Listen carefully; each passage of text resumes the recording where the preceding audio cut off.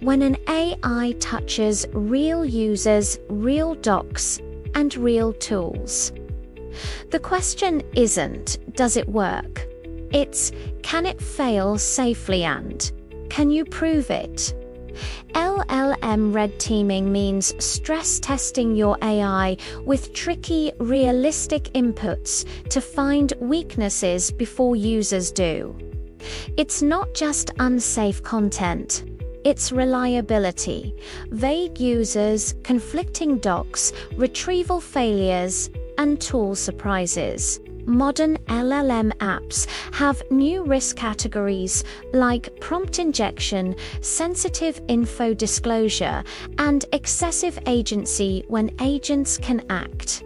1. Prompt injection resistance. Your model must treat untrusted text web pages, PDFs, emails as data, not instructions. 2. Data leaks. Test that it won't spill secrets, private links, internal notes, hidden instructions, or sensitive strings. 3. Safety behavior. You want the model to refuse what it must, but stay helpful on normal, allowed requests. 4. RAG grounding. If you say answer with sources, the citations must actually support the claim and the model must say, I don't know when docs are missing or conflict. 5. Tool safety.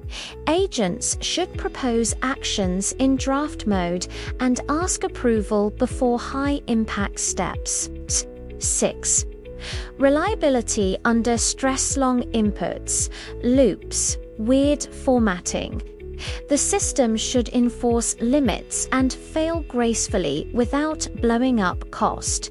Start small, 50 to 150 realistic test cases from your real workflows, support tickets, policy facts, edge cases anonymized with placeholders.